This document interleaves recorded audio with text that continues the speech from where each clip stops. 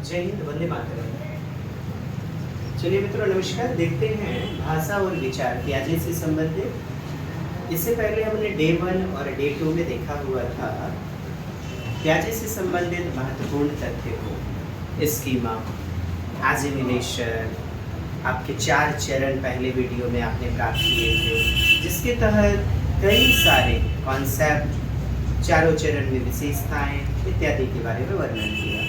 आप प्लेलिस्ट में जाइए, DGA भागलपुर ऑफिशियल सब्सक्राइब करें, प्लेलिस्ट में जाइए और प्लेलिस्ट में जाकर के डे 1 देखना ना भूलें। आइए आज डे 3 की बात करते हैं, प्याजे से संबंधित भाषा और विचार का कॉन्सेप्ट। तो प्याजे कहते हैं कि विचार पहले आता है, विचार क्या पहले आते हैं और भाषा बाद में। वाइगोत्स्की इनका उल्टा कहते हैं कि 0 से 2 वर्ष तक। वाइगोत्स्की कहते हैं कि भाषा पहले विचार बाद में, फिर दोनों ही समानांतर चलते हैं। तो विचार भाषा से पहले आता है कौन? जीन विलियम फ्रिट्ज प्याजे कहते हैं। प्याजे के अनुसार बच्चा पहले सोचता है, यानी कि पहले विचार करता है। क्या करता है? विचार, चिंतन, और बाद में अपने विचारों को व्यक्त करने के लिए भाषा विकसित करता है। Piaget believes that children first think, then develop language. उम्मीद करता हूँ आप समझ पाए होंगे। पहले बच्चे में क्या विकास होता है, परिपक्वता आती है, तब फिर अधिगम होता है। तो भाषा, अच्छा, परीक्षाओं में इसी विचार को क्या कह दिया जाता है? संज्ञानात्मक विकास। क्या कह दिया जाता है? कॉग्निटिव डेवलपमेंट, संज्ञानात्मक विकास। चूंकि विचार क्या है ना, एक तरफा माध्यम है। मस्तिष्क में आप एक रूप में, एक तरफा रूप में सोचते हैं, चिंतन करते हैं। भाषा संज्ञानात्मक विकास का परिणाम होती है। तो कहता है भाषा संज्ञानात्मक विकास का परिणाम होती है। आपकी परीक्षाओं में बिल्कुल यही स्टेटमेंट आया हुआ है। भाषा संज्ञानात्मक विकास मतलब विचार का परिणाम होती है। भाषा कोई अलग कौशल नहीं है, बल्कि संज्ञानात्मक क्षमताएं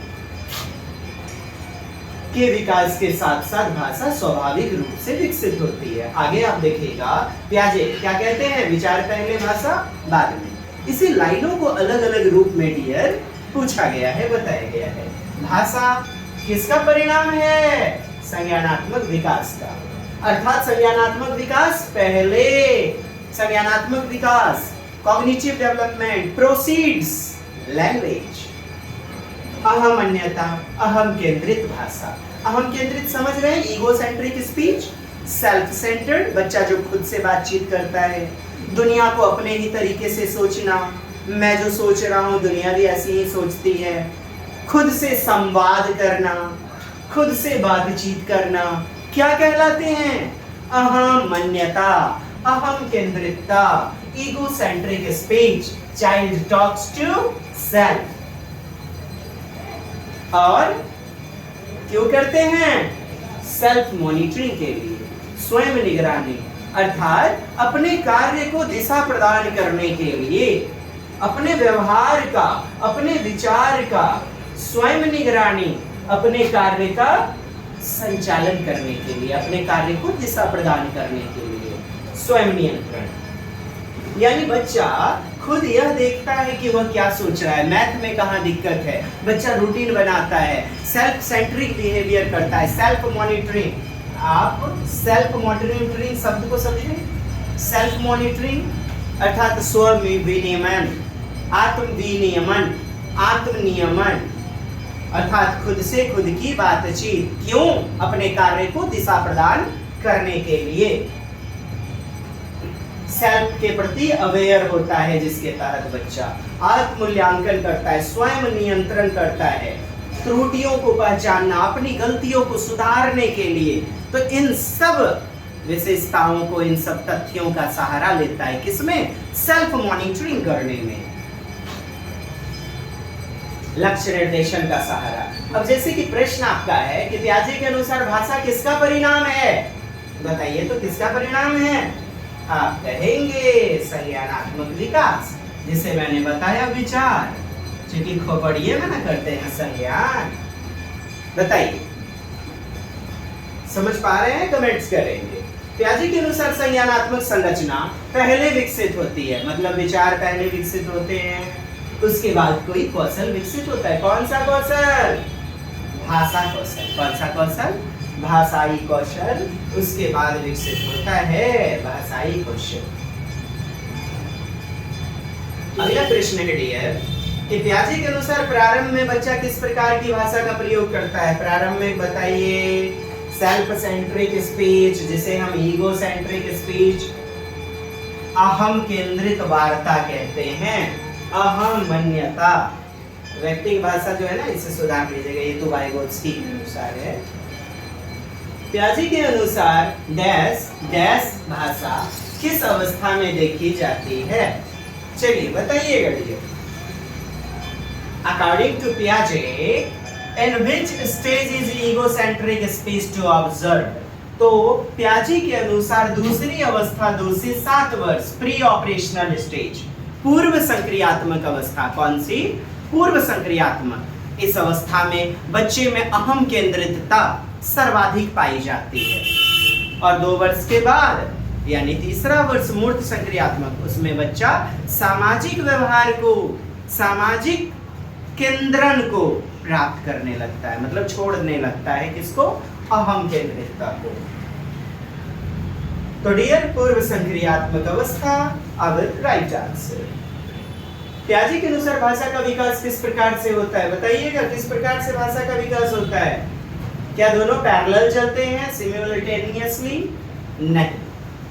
भाषा और संज्ञानात्मक विकास का कोई रिलेशन नहीं है आपस में, कनेक्टिविटी नहीं है। संज्ञानात्मक विकास भाषा विकास को प्रेरित करते हैं और भाषा संज्ञानात्मक विकास को प्रेरित करते हैं। बताइएगा, इसका उत्तर मैं आपसे कमेंट्स बॉक्स में चाहूंगा, प्लीज कमेंट्स करेंगे जी। अंग्रेजी पढ़ लीजिएगा, नहीं समझ में आएगा तो एकदम कहता है लैंग्वेज ड्राइव करता है। और यहाँ क्या कह रहा है? Cognitive development drive language development. बताइए, पहले कौन? विचार आता है, और विचार को हमने क्या कहा था? कमेंट्स करेंगे उत्तर जी। if you have any problem then comment me, ठीक है? आप कमेंट्स करेंगे in the comment section box. आइए अगला टर्म हम लोग जो है देख लेते हैं पियाजे से संबंधित। बच्चों और वयस्कों की सोच कैसी? भाई आपसे प्रश्न पूछा जाता है मात्रात्मक और गुणात्मक। मात्रात्मक मतलब जिसे मापा जा सकता है, क्वांटिटेटिव। तो बच्चों की सोच जो है ना बराबर होती है। मात्रात्मक में क्या होती है? बराबर। लेकिन उनका जो तरीका होता है, गुणात्मक स्वरूप अलग अलग होता है वयस्कों से जी। मात्रात्मक समानता, तो बच्चों और वयस्कों की सोच में मात्रात्मक और गुणात्मक अंतर। आइए देखते हैं, आपके प्रश्न आज के बाद नहीं परेशान करेंगे। बच्चों और एडल्ट्स दोनों के पास सोचने की मूलभूत क्षमताएं होती हैं। बच्चे भी सोचते हैं, तर्क करते हैं और समस्याओं का हल निकालने की कोशिश करते हैं। चिल्ड्रन भी सोच सकते हैं और वयस्क भी सोच सकते हैं। लेकिन कहते हैं पियाजे, जितना बड़े सोच सकते हैं बच्चे भी उतना सोच सकते हैं। अर्थात मात्रा दोनों की क्वांटिटी, दोनों का अमाउंट, सोच बराबर होता है। क्या होता है? बराबर, समान। क्वांटिटी मात्रात्मक बराबर होती है। और गुणात्मक क्या होता है? अलग अलग, यानी गुणात्मक रूप में भिन्नताएं पाई जाती हैं। मतलब सोचने का जो तरीका है, समझिएगा। मोबाइल एक बच्चा भी चलाता है, एक बड़े व्यक्ति भी चलाते हैं, वयस्क। बड़े व्यक्ति का मोबाइल यूट्यूब घूमने लग गया, बच्चा मोबाइल पटक देता है, लेकिन बड़े नेट को ऑफ करके फ्लाइट मोड डाल करके सोचते हैं। अर्थात चिंतन का जो तरीका है, सोचने का तरीका, वे ऑफ थिंकिंग, सोच की प्रकृति वो अलग होती है। कैसे? और समान। लेकिन समान होती है क्या? मात्रात्मक प्रवृत्ति, मात्रात्मक रूप में समान, लेकिन गुणात्मक रूप में अलग अलग होती है। या बच्चा समस्या को देख और छूकर हल करता है, जबकि वयस्क बिना देखे भी सोच करके कल्पना करके सॉल्व कर सकता है। ये दिखाता है कि बच्चे और वयस्क में चिंतन का तरीका भिन्न भिन्न होता है। बच्चों की सोच मात्रात्मक रूप से क्या होती है डियर? समान। और गुणात्मक रूप में क्या होती है? क्वालिटेटिव, भिन्न भिन्न। आपके प्रश्नों में कई बार पूछा गया, children thinking is similar to adults in qualitative but fundamentally different in quality. क्या होता है? डिफरेंट, लेकिन सिमिलर होता है किसमें? आप कहेंगे क्वांटिटेटिव, और क्वालिटेटिव इन क्वालिटी डिफरेंट। चलिए एमसीक्यूज देखते हैं इसके ऊपर। पियाजे के अनुसार बच्चों के वयस्कों की सोच में कौन सा संबंध होता है? बताइएगा। आपके क्वेश्चन है ये।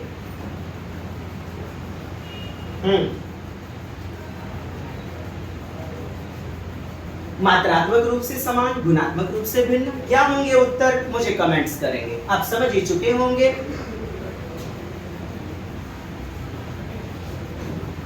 आइए, क्या है आखिर शैक्षिक प्रभाव, एजुकेशनल इम्प्लीकेशन? शैक्षिक प्रभाव किसका? पियाजे का। शिक्षा विकासात्मक अवस्था के अनुसार होनी चाहिए। पियाजे क्या कहते हैं? 4 अवस्था में बांटा गया है, ठीक? 0 से 2 वर्ष, 2 से 7, 7 से 11, 11 से 15। तो शिक्षा उम्र के अनुसार होनी चाहिए, उनके स्तर के अनुसार होनी चाहिए, लेवल के अनुसार होनी चाहिए। विकासात्मक जो स्टेज है उनका, education should be based on development stage. पियाजे के अनुसार बच्चा अपनी संज्ञानात्मक अवस्था के अनुसार ही सीख सकता है। संज्ञानात्मक अवस्था अर्थात अपनी मैच्योरिटी, परिपक्वता के अनुसार ही सीख सकता है भौतिक संसार से जुड़ करके। इसीलिए शिक्षक को यह जानना चाहिए कि बच्चा किस अवस्था में है। जैसे इंद्रियगामक अवस्था, पूर्व संक्रियात्मक अवस्था जानते हैं ना, 2 से 7 वर्ष, पहले वीडियो में हमने बताया हुआ है। तो संक्रियात्मक में या औपचारिक संक्रियात्मक, ये उम्र को बच्चा जानता है, एक शिक्षक को जानना चाहिए, उस हिसाब से पठन पाठन करना चाहिए। और क्या कहते हैं शैक्षिक इम्प्लीकेशन में? कि सीखने की प्रक्रिया सक्रिय होनी चाहिए। कैसी? बच्चों को ज्यादा से ज्यादा करने दीजिए। ऐसा नहीं शिक्षक ने उपदेश देकर सिखा दिया या बच्चे ने रट करके सीख लिया, तब तो शिक्षा व्यर्थ हो जाएगी। एक्टिव प्रोसेस होना चाहिए, सक्रिय होनी चाहिए। पियाजे कहते हैं निष्क्रिय ग्रहणकर्ता बच्चा नहीं है, पैसिव रिसेप्शनिस्ट, पैसिव रेसिपिएंट्स। वे सक्रिय ज्ञान निर्माता होते हैं, ज्ञान के सर्जक होते हैं। क्या होते हैं? Active constructor of knowledge. इसीलिए कक्षा में गतिविधि आधारित शिक्षा, जांच पड़ताल आधारित, अन्वेषण, खोजी उपागम को बढ़ावा देना चाहिए। मूर्त वस्तुओं के द्वारा अनुभव प्रदान करें। बच्चे को त्रिभुज बता देंगे, बच्चा नहीं समझेगा। बच्चे को ठोस वस्तु यानी मूर्त वस्तु, जैसे त्रिभुज पढ़ा रहे हैं आप, बच्चे को समोसा, समोसे से जोड़िए। समोसा बच्चे ने खाया भी है और वो उसका ठोस अनुभव है, मूर्त ज्ञान है, ये बच्चे का प्रत्यक्ष अनुभव है, डेली लाइफ से जुड़ा हुआ। समोसे को तो बच्चे ने खाया है, तब बच्चा त्रिभुज के कॉन्सेप्ट को समझ पाएगा। गोल गोल रोटी, बच्चे ने वृत्त समझ लिया। विशेषकर छोटे बच्चों के लिए शिक्षा डायरेक्ट एक्सपीरियंस पर आधारित होनी चाहिए। कैसे होनी चाहिए? डायरेक्ट एक्सपीरियंस पर आधारित। उदाहरण के लिए खिलौने से गणना सिखाना, कंचे से, गुल्ली से, बालू और रेत से संरक्षण सिखाना। कि बालू से देखिए भोला बाबा बना दिए, फिर बालू को फिर ऐसे प्लेन कर दिए, ये क्या हो गया? कंजर्वेशन, संरक्षणवाद। त्रुटियां सीखने का स्वाभाविक हिस्सा है कहते हैं पियाजे। चौथा इम्प्लीकेशन क्या है शैक्षिक प्रभाव, कि बच्चों को कैसे शिक्षण देना है? तो त्रुटियां, गलतियां सहज हैं, स्वाभाविक हैं। गलतियों को भयंकर भूल के रूप में नहीं देखना है। गलत उत्तर बच्चा यदि दे तो आप इसे एक अपॉर्चुनिटी, एक अवसर के रूप में लें। इसे सजा देने के रूप में नहीं, मौके के रूप में। मौका मिलेगा तो वो बच्चा बता देगा। 5वां है आत्म खोज, आत्म विश्लेषण, आत्म निर्दर्शन को बढ़ावा, self discovery, self directed learning. मतलब बच्चे स्वयं समस्या हल करने, नई नई बात खोजने और निष्कर्ष निकालने के लिए अवसर देने चाहिए बच्चे को।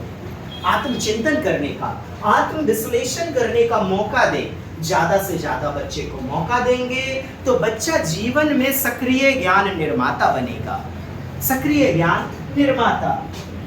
खोजिए उपागम। विकास की गति। देखिए, विकास की गति का क्या करना चाहिए? शिक्षक को सम्मान करना चाहिए। सबका पेस, सबका स्पीड एक जैसा थोड़े होता है, अलग अलग होता है। सभी बच्चे एक ही गति से नहीं सीखते। प्याजे के अनुसार हर बच्चे की अपनी गति होती है, अपना स्पीड होता है। इसीलिए तुलना करके, कंपैरिजन करके दबाव नहीं डालना है बच्चे के ऊपर। ठीक है साहब? सहयोगी अधिगम, कोलैबोरेटिव लर्निंग, कोऑपरेटिव लर्निंग को बढ़ावा दें, प्रमोट करें कोऑपरेटिव लर्निंग को। प्याजे ने कहा कि सामाजिक अंतरक्रिया संज्ञानात्मक विकास में सहायक होती है। जी हाँ, भौतिक संसार से जुड़ करके बच्चे क्रिया करके सीखते हैं। प्याजे ने भी कहा है ये स्टेटमेंट। वाइगोत्स की ही नहीं केवल चले जाइएगा। प्याजे ने कहा कि बच्चे सामाजिक, सोशल इंटरेक्शन, एक दूसरे से इंटरेक्ट करके संज्ञानात्मक विकास, खोपड़िया का विकास, कॉग्निटिव डेवलपमेंट होता है। इसीलिए समूह में कार्य करवाना चाहिए, ग्रुप वर्क, सरकारी गतिविधि, कोऑपरेटिव लर्निंग करवाना चाहिए बच्चों को। Teaching must be stage appropriate, activity based and focused on self discovery. शिक्षण विकासात्मक अवस्था के अनुरूप, गतिविधि आधारित, एक्टिविटी बेस्ड और आत्म विश्लेषण, आत्म मननशीलता, नहीं मेटाकॉग्निशन के आधार पर होना चाहिए, अन्वेषण केंद्रित। प्याजे ने विकास को कैसा माना है? जैविक माना है, यानी बायोलॉजिकल पर्सपेक्टिव। तभी तो इन्होंने, ये जनक हैं किसके? जेनेटिक एपिस्टेमोलॉजी, जैविक मूर्छा के। तो प्याजे के 4 चरण हैं साहब, और प्याजे के 4 चरण में आप जानते हैं कि चारों चरण की अलग अलग विशेषताएं। तो आप कहेंगे कि प्याजे के चरणीय सिद्धांत टुकड़ों में होते हैं, खंड में, यानी खंडान भी है, सतत नहीं, कंटिन्यूअस नहीं, डिसकंटिन्यूअस, निरंतर नहीं चलेगा जी, निरंतर नहीं, रुक रुक कर। स्टेज थ्योरी ऑफ प्याजे is discontinuous, disconnected, it is not continuous dear friends. याद रखिए। और आज आपका तीसरा सेगमेंट और प्याजे। अगले दिन हमारा बेहतरीन वीडियो सेगमेंट, हमारी बेहतरीन क्लास देखना ना भूलिएगा। आप जुड़ेंगे हमारे बेहतरीन कंटेंट, नोट्स इत्यादि के लिए जुड़े जीटीए भागलपुर, और चैनल को ज्यादा से ज्यादा शेयर करें, सब्सक्राइब करें, कमेंट्स करें। हमने 2 प्रश्न आपके लिए कमेंट्स में उत्तर देने के लिए छोड़े हुए हैं। दीजिए मुझे इजाजत, अगले विषय के लिए हम लोग प्रस्थान करते हैं। सब्सक्राइब करें, शेयर करें। चलिए, जय हिंद, वंदे मातरम।